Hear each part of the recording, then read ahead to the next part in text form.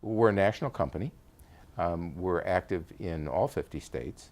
We have some 35 million members under contract, and work with most of the Blues plans and many of the other insurance companies throughout the nation.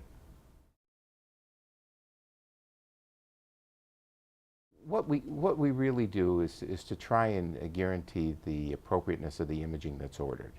High-tech imaging, CT scanning, MRI, PET scanning have become very widespread in their usage in modern medicine. With that increase in usage, there's been many situations where the utilization hasn't been appropriate. And what our company does is we seek to make physicians aware of the importance of ordering the imaging correctly, and to educate physicians in terms of what's really necessary. As we were reviewing our data, we had a real surprise about 3 years ago. We became aware of the fact that something like 85 to 90% of the people who were ordering the tests were doing so less than one time per week. And what does that mean? It means basically that for the average physician who's seeing perhaps 30 or 40 patients a day, he or she could be between 150 and 200 patients between one of the various high-tech exams. And in point of fact, he or she would not be ordering the same exam. So for example, they might order a brain CT or a brain MRI 1 week, and then 200 patients later have to order an abdominal CT. Absolutely, because in point of fact, these are very sophisticated tests that change all the time.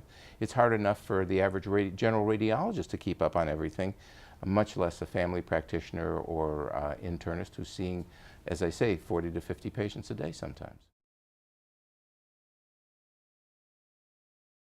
Well, traditional low-tech x-rays probably represent about 55% or so of the volume, but only 45% or so of the dollars, because they're reimbursed at a much lower rate than the high-tech.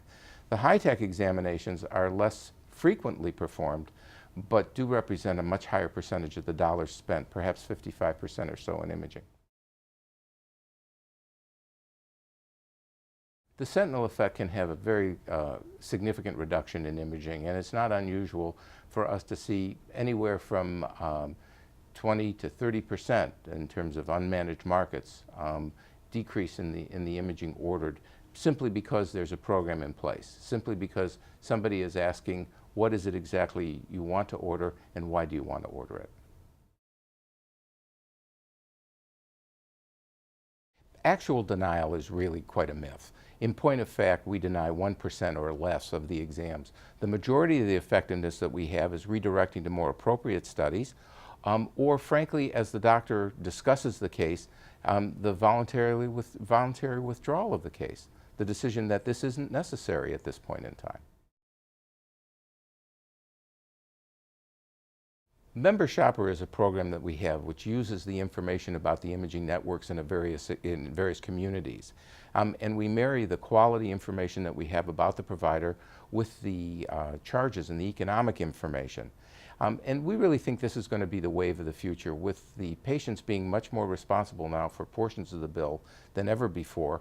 We have them interested in understanding what they're really paying for, and this has been extremely well perceived by our patients. We're very proud of our radiation safety program. Basically, we have a very sophisticated website. We've had outreach to imaging providers as well as the ordering physicians. And we keep a radiation bank account on our patients.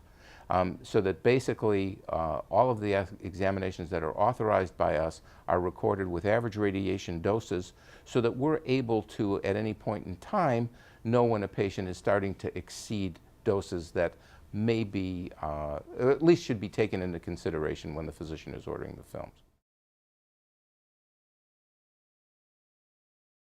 Incidental findings are a big problem in medicine, and we're very proud that what we do minimizes what happens with them. Typically, patients will get into workups, sometimes dangerous workups, over things that no one had to be concerned about, and frankly, were incidentally done on an examination that shouldn't have been ordered. Most people know that CT scanning has a great deal of radiation, but it's somewhat surprising to note that other examinations have even more, such things as nuclear cardiology or nuclear stress test cardiology. And this points out a very important issue for us and why it's very important that people be educated and physicians be educated on the appropriate use of the modalities, and especially the way they fit into the total composite of things that are done for the patient and for diagnosis. I really like the 5 rights approach, especially concerning appropriateness, because that's really what it's about. It's doing the right examination at the right time, something that can really add to the patient's care as opposed to something which would detract from it. It's appropriate not to overreact when considering radiation safety of these procedures. Everyone agrees that a medically necessary procedure should be performed despite a radiation exposure. The cost-benefit ratio of doing the examination far outweighs any potential risk. This is important to consider with all the examinations.